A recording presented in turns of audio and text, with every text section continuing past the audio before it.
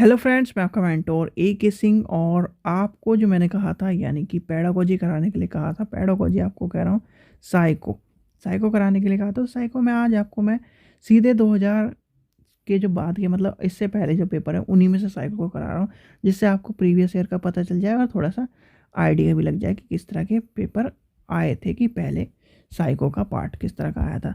तो चलिए लेके चलते हैं, पहला पेपर लेके चलते हैं। पहला का पेपर 2018 का पेपर है। तो 2018 का जो सामान्य यानी कि इंग्लिश, हिंदी है, वो रीजनिंग है, वो रितु मैडम कराएगी। उन्हें भी मैंने कह दिया है और आज से शायद से उनकी क्लास भी मिलनी शुरू हो जाए। सामान्य ज्ञान और ये सब चीज़ें रितु मैडम कराएगी। मैं आपको साइको करा रहा हूँ और कंप्यूटर करा रहा हूँ। कंप्यूटर में भाई आपके देखिए इस तरह के क्वेश्चन थे कि जो नॉर्मली एक ही पेपर में मिले थे हमें। तो चलिए, ये तर्क शक्ति भी यानी कि रीजनिंग भी रितु मैडम ही कराएगी। रीजनिंग में कुछ नहीं है, रीजनिंग आपके सर सब बर्बाद कर दिया इस बार का जो सिलेबस था। यानी कि जो हर बार बच्चे कहते थे ना साइंस वाले, हाँ हमारा तो सिलेबस के अकॉर्डिंग है, ये नहीं, ये नहीं है, वो नहीं है। अब सिलेबस के अकॉर्डिंग है, अब मार लो तीर, ठीक है। या फिर आर्ट्स वाले कहते थे कि हम टॉप नहीं कर पाएंगे, ये कर देंगे, वो कर देंगे, अब आप भी मार लो तीर। यानी साइंस और आर्ट्स वालों की जो लड़ाई थी वो सारी केवीएस ने ख़त्म कर दी। अब सीधे कर दिया कि जो झंडा गाड़ेगा वही अपनी नौकरी लेगा। तो चलिए क्वेश्चन यहाँ पे हम जितने क्वेश्चन हैं उनमें से 50% यानी कि 20 क्वेश्चन है, 20 क्वेश्चन को देखते हैं। चलिए, क्वेश्चन नंबर 111 क्या कह रहा है। जब अध्यापक को कोई ऐसे कार्य देते हैं जो छात्र के वर्तमान क्षमता स्तर के ऊपर का है तो यह संभावना होती है। क्या संभावना होती है, जल्दी बताइए। देखिए, सीधे सीधे हम आंसर और क्वेश्चनों को लेकर चलेंगे जिससे आपका भी समय बर्बाद ना हो और आपको सीधे सीधे बस आंसर का पता चलता है। तो एक संप्रेषण अवरोध पैदा होता है, हो सकता है, यानी कि ऑप्शन नंबर बी आ जाएगा। और आपको ये बुक लेनी है तो आपको डिस्क्रिप्शन में लिंक दिया गया है। क्वेश्चन नंबर 112 देखते हैं। विशेष आवश्यकता वाले बच्चे को पढ़ने की सबसे बेहतर कार्य नीति इनमें में से कौन सी होती है। तो ये है, इसका आंसर हो जाएगा सहकारी अधिगम और सहयोग विद्यार्थी द्वारा पढ़ानी जाने वाली, यानी कि ऑप्शन नंबर सी हो जाएगा। चलिए क्वेश्चन नंबर 113 देखते हैं। क्वेश्चन नंबर 113 क्या कह रहा है। लोग देखिए, आपको इसलिए मैं इसी बुक से करा रहा हूँ कि आपको पता चले कि बुक किस तरह की है। देखिए, बिल्कुल आपके क्वेश्चन के नीचे ही आंसर दिया गया है और देखिए कोई डिफरेंस क्रिएट करेगा या किस तरह के नहीं, बिल्कुल अलग से कलर से दिखाया गया है। तो इसलिए आपको पता भी चल जाएगा कि बुक किस तरह की है। क्या कह रहा है, लोगों का प्रदर्शन निर्देश स्तर उत्पन्न करने की अपनी क्षमताओं पर विश्वास करना जो उनके जीवन को प्रभावित करने वाली घटनाओं पर प्रभाव डालता है को किस पद द्वारा जाना जाता है। तो वो किस पद द्वारा जाना जाता है, स्वयं क्षमता, यानी कि ऑप्शन नंबर डी हो जाएगा इसका आंसर। ठीक है बच्चों, चलिए क्वेश्चन नंबर 114 देखते हैं। अंतर्दृष्टि को किस रूप में परिभाषित किया जाता है। तो अंतर्दृष्टि को किस रूप में परिभाषित किया जाता है, अनुभव का आकस्मिक पुनर्गठन, यानी कि ऑप्शन नंबर सी हो जाएगा इसका आंसर। क्वेश्चन नंबर 115 देखते हैं। एक देशी शिक्षक सहायक सामग्री कैसी नहीं होती। तो वो होती है दूर स्थानों से लाई गई सामग्रियों में निर्मित। नहीं पूछा है, पहली बात मैं आपको कहूँ, कंप्यूटर पे पेपर हो रहा है, ऐसी पेन मार लेना कंप्यूटर पे भी, ठीक है। तो इसका आंसर हो जाएगा ऑप्शन नंबर बी। चलिए क्वेश्चन नंबर 116 देखते हैं। स्पेयरमैन का बुद्धिमति का सिद्धांत यानी थॉर्नडाई के सिद्धांत से संबंधित ऐसे ही है जैसे अंतर्जनीय का प्राय से, यानी ऑप्शन नंबर सी हो जाएगा इसका आंसर। चलिए क्वेश्चन नंबर 117 देखते हैं। 117 क्या है, पाठ्यक्रम बनाते समय निम्नलिखित में से क्या एक मापदंड नहीं है। तो नहीं होता है तो वो होता है अभिभावकों की शैक्षणिक स्तर, यानी कि अभिभावकों का नहीं देखा जाता, उसमें बच्चों का देखा जाता है। यानी कि आपने देखा होगा क्लास 6 है, तो क्लास 6 में एवरेज बच्चा कितना का होता है बताइए। 5 साल का पहली क्लास में गया और 5 और 6 11 साल का बच्चा, यानी 10 से 11 साल के बच्चे का स्तर के हिसाब से किताबें बनाई जाती है। क्वेश्चन नंबर 18 देखते हैं, 118 मतलब 8वां क्वेश्चन देखते हैं। प्रभाव के नियम का अर्थ क्या है? भाई प्रभाव का नियम आपको पता है, अनुक्रिया का सीखना या ना सीखना उसके द्वारा पद्धत संतुष्टि पर निर्भर करता है, यानी कि ऑप्शन नंबर फर्स्ट हो जाएगा इसका आंसर। क्वेश्चन नंबर 119 देखते हैं। 119 क्या कह रहा है? सूचना और संचार प्रौद्योगिकी का भारतीय ग्रामीण विद्यालयों में अधिक उपयोग नहीं हो सकता, यानी कि क्यों नहीं हो सकता? क्योंकि आईसीटी काफ़ी खर्चीली है। आज भी आपने देखा होगा कि आईसीटी गवर्नमेंट स्कूलों में नहीं है। क्यों नहीं है? खर्चीली है। ऐसा कि गवर्नमेंट के पास पैसे नहीं है। गवर्नमेंट का जो बजट है वो एजुकेशन पे 6, 7, 8 इतना ही परसेंट है। और प्राइवेट स्कूलों में क्यों है? प्राइवेट यहाँ पर फीस बिल्कुल जीरो है, यानी जीरो मान के चलते हैं हम फिर से। और यहाँ पर जो प्राइवेट स्कूल में है, प्राइवेट स्कूल में 1 लाख 2 लाख इतनी फीस मानी जाती है। तो इतनी फीस में क्या एक डिजिटल बोर्ड नहीं आता? डिजिटल बोर्ड आप मान के चलिए 2 लाख में डिजिटल बोर्ड आता है अच्छे वाला। तो 2 लाख में एक डिजिटल बोर्ड एक बच्चे की फीस से आ जाएगा कि नहीं आ जाएगा? और यहाँ पूरे स्कूल का बजट इतना है महीने का, तो कहीं ना कहीं डिफरेंस क्रिएट होता है, मान के चलिए क्वेश्चन नंबर 120 देखते हैं। विशेष शिक्षण के लिए प्रशिक्षण कोर्स को किस द्वारा विनियमित किया जाता है? तो विनियमित होता है भारत पुनर्वास परिषद, यानी कि ऑप्शन नंबर याद रखना, भारत पुनर्वास परिषद। ऑप्शन नंबर क्या हो जाएगा? डी हो जाएगा इसका आंसर। चलिए क्वेश्चन नंबर 21 देखते हैं। 11वां क्वेश्चन देखते हैं। बालकों के अनुशासित करने में बालकों को अनुशासित करने में बालकों को चाटा मारने और पीटने की उपयुक्त नहीं माना जाता। कठोर दंड के विकास के, यानी सीधे सीधे मारने पीटने वाले की तो बात कर ही ना है। तो ये क्या है? इसमें क्या कह रहा है? कठोर दंड के विकल्प के रूप में आप निम्न में से कौन सा तरीके से सिफारिश में रहेंगे? तो किस सिफारिश में रहेंगे? अब ये आपका सीटेट नहीं है, याद मत रखना कि सीटेट में बच्चे को मारना नहीं है, पीटना नहीं है। अब आपको दंड दे सकते हो बच्चों को। अब दंड किस तरह देने हैं वो आपको कैसे पता चलेगा? जब आप पढ़ोगे तो क्या आएगा? कक्षा से बाहर कर देना, कक्षा के बाहर कर देना है, मारना पीटना नहीं है। ठीक है। दूसरा क्या आएगा बताइए? विशेष अधिकार वापस ले लेना, मतलब कोई मॉनिटर है या कोई डस्टर संभालने वाला, आप हर बच्चे को, यानी कि आपकी क्लास में 50 बच्चे हैं तो 50 बच्चे को पूरी कक्षा का अलग अलग कार्य दे दिए। ठीक है।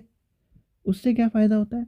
उससे ये होता है कि कोई भी बच्चा ये नहीं कहेगा कि हाँ मैं इस क्लास का मालिक हूँ, ये हूँ फलाना। बच्चों में इस तरह की चीज़ें होती हैं। आप भी बच्चे हो कभी कभी रहे होंगे, तो आपने भी ये सोचा होगा कि हाँ मैं ही लीडर हूँ, मेरे सिफारिश के बिना कोई जा नहीं सकता। मॉनिटर हो गया और सेकंड मॉनिटर हो गया, गर्ल्स में बॉयज़ में भी। उन 4 बच्चों को छोड़ दिए, 50 में 4 गए, कितने हो गए? 56 हो गए। अब 56 में से एक को डस्टर का दे दो, एक को कह दो कि ब्लैक बोर्ड को देखे। ठीक है। एक को कह दो कि कहना कोई जो डेस्क है उन्हें सही तरह रखे। तो इस तरह से सब आपको लेके चलना है, यानी कि 50 बच्चों से 50 बच्चों को सारी की सारी चीज़ें दे दो अपने आप वो। और जब कोई गलती कर दे तो उससे वो अधिकार छीन लो।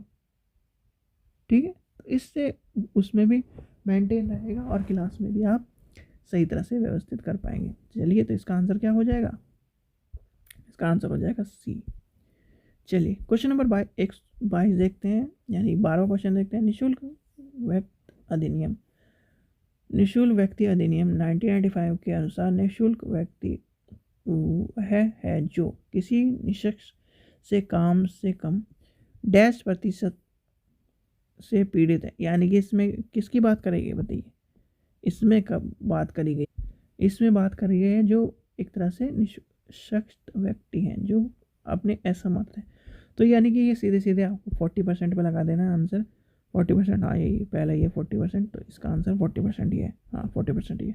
तो क्वेश्चन नंबर 123 देखते हैं। समावेशी में सबसे बड़ी बाधा कौन सी होती है? तो वो होती है सामाजिक अवरोध। बिल्कुल सामाजिक अवरोध ये जो है क्यों होती है? क्योंकि जब आप समावेशी लेके चलेंगे, यानी कि मिक्स एजुकेशन लेके चलेंगे। तो सामाजिक अवरोध, भाई किसी के पेरेंट्स आ गए कहते हैं मेरा बच्चा इसके साथ नहीं बैठेगा, नहीं बैठेगा, अपने बच्चे को वापस ले जाओ, पढ़ाना जरूरी है यहाँ पे, ये तो नहीं कहोगे आप। उन्हें अच्छी तरह समझाओगे कि सर मैडम देखिए आज के टाइम पे कोई, आप ये देखिए ये भी तो बच्चा है, अगर आप ये सब चीज़ लेके चलोगे तो कैसे आप अपने बच्चे को ऊपर बढ़ा पाओगे। इस तरह से लेके चलना है आपको क्लास में। चलिए क्वेश्चन नंबर 124 देखते हैं, यानी 14वां क्वेश्चन देखते हैं। प्रभावी संप्रेषण को प्रोत्साहित करने के लिए सर्वाधिक महत्वपूर्ण कौशल कौन सा होता है? तो वो होता है सक्रिय होकर सुनना। यानी कि कुछ भी अगर आपको ज्ञान प्राप्त करना है तो आपने सुनने की कला को डेवलप कर लीजिए। सुनना और पढ़ना दो चीज़ आपने डेवलप कर ली, लिखना भी आ जाएगा आपको, ठीक है, और बोलना भी आ जाएगा। सुन लिया, ठीक है, सुन लिया और पढ़ लिया तो आपको बोलना भी आ जाएगा, लिखना भी आ जाएगा। चलिए क्वेश्चन नंबर 125 देखते हैं। IEDC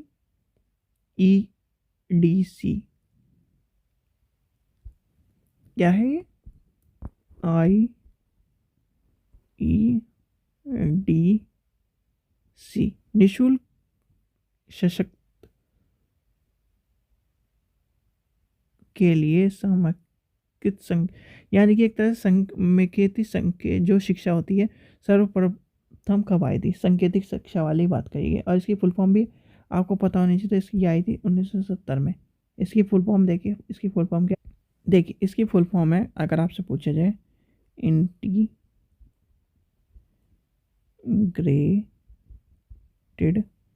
एजुकेशन, लिख लेना, for the disabled child children scheme, ठीक है, integrated education for the disabled children scheme. यहाँ तक चिल्ड्रन तक है, स्कीम तो ये, और आई कब? 1970 में, ठीक है। चलिए आगे चलते हैं। 126 देखते हैं। यदि आपकी कक्षा में कोई छात्र आप अपने बाएं हाथ का प्रयोग करता है तो आप एक अध्यापक के रूप में क्या कहेंगे? कुछ नहीं कहना उसे अपनी प्राथमिकता के अनुसार हाथ का प्रयोग करने के लिए कहेंगे। यानी कि अगर उसका लेफ्ट हैंडेड है तो लेफ्ट हैंडेड कहेंगे, राइट हैंडेड है राइट हैंड। अब बहुत से बच्चे राइट हैंडेड होने के बाद ही लेफ्ट हैंडेड पे लिखना कोशिश करता है या एक तरह से मूर्ख वाले काम करता है, तो उसे कहेंगे हम, उसे कहेंगे कि आप अपनी प्राथमिकता के अनुसार कार्य करें, ठीक है। नहीं तो क्या करना है? बाहर कर देना। आपको मारना पीटना नहीं बिल्कुल भी। और जो बिल्कुल ही ये है कि स्कूल में उधम उठाने करने वाले बच्चे हैं, सीधे उसे क्या करना है? कुछ नहीं करना, प्रिंसिपल के पास लेके जाना, टीसी थमा देना। प्रिंसिपल ऐसे लोगों को टीसी बहुत जल्दी देता है। उसके साथ अगर नहीं दे रहा, वो कह रहा है कि पेरेंट्स को बुलाओ, पहले पेरेंट्स के सामने भी नहीं मानना तो ये काम कर देना है। और भी बहुत तरीकार है, मारना पीटना तो बिल्कुल नहीं, बच्चे को बिल्कुल नहीं मारना पीटना, ठीक है। आप अगर मारोगे पीटोगे आप फंस जाओगे, जेल तक हो जाएगी। मारो पीटो मत, बच्चे को टीसी थमा दो, उसके माँ बाप को बुला लो, और तब भी ना माने, माँ बाप भी ऐसी हो, तो सीधे सीधे एक फ़ोन करो, पुलिस को बुलाओ, वो उसको हैंड ओवर कर दो, और अपने आप पुलिस अपने आप देख लेगी, ठीक है। आपको गलत काम नहीं करना बिल्कुल भी। चलिए 127 देखते हैं। दृष्टिबाधित बालक किसी सहायता से अधिकाधिक सीख सकता है। भाई इसमें वो है दृष्टिबाधित, तो वो सुनने की, यानी कि आपको ज़्यादा से ज़्यादा सुनाना है। और ये CTET का क्वेश्चन भी है। क्वेश्चन नंबर 128 देखते हैं। एक डिजिटल परिवेश में कंप्यूटरीकरण, दूरसंचार या मीडिया को मिलने को क्या कहते हैं? तो वो कहते हैं अभिसारिता, यानी कि ऑप्शन नंबर डी हो जाएगा इसका आंसर। चलिए क्वेश्चन नंबर 129 देखते हैं। करके सीखना और अपने क्रियाओं के परिणाम को अनुभव कहलाता है। क्या कहलाता है? एन एक्सट्राक्शन स्ट्रिंग अभी ये क्या कह रहा है, इनएक्टिव अधिगम। ठीक है, चलिए लास्ट क्वेश्चन देखते हैं। और क्वेश्चन जो 20 क्वेश्चन बचेंगे वो हम कल देखेंगे। क्वेश्चन नंबर 130 कह रहा है पाठ्य पुस्तक के पक्ष में मुख्यतः तर्क यह दिया जाता है, क्या दिया जाता है, पाठ्य पुस्तक यह सुनिश्चित करती है कि शिक्षार्थियों द्वारा कितने न्यूनतम परिमाण के विषय प्रस्तुत का अध्ययन किया जाए। यानी कि पाठ्य पुस्तक ये तो बताया ही है भाई, पाठ्य पुस्तक का मतलब ये होता है, टेक्स्ट बुक का मतलब ये होता है कि आपको मान लीजिए 6th क्लास की टेक्स्ट बुक है, तो 6th क्लास की ज्योग्राफी की टेक्स्ट बुक है, ठीक है। और ज्योग्राफी में जितना पढ़ाना है उसी हिसाब से, आपके स्तर के हिसाब से, आपके मानसिकता से हिसाब से आपको कितना पढ़ाना है, वो सब चीज़ें तय करी जाती हैं एक पाठ्य पुस्तक में। अच्छी पाठ्य पुस्तक का निर्माण जो हमने चैप्टर पढ़ा था ना, वही है ये। ठीक है, चलिए ठीक है बच्चों। और आपको क्या करना है, जो इसके बाद के क्वेश्चन है वो कल आपको मिलेंगे, जिससे आपको एक दिन में सारा प्रेशर ना पड़े। आशा करता हूँ आपको वीडियो पसंद आई। वीडियो पसंद आई तो लाइक करें, चैनल को सब्सक्राइब करें और वीडियो को ज़्यादा से ज़्यादा शेयर करें। और चैनल को जरूर सब्सक्राइब करके रखें, जिससे कल इसकी वीडियो आपको मिल जाए, कहीं इधर उधर भागना ना पड़े। ठीक है बच्चों, थैंक यू।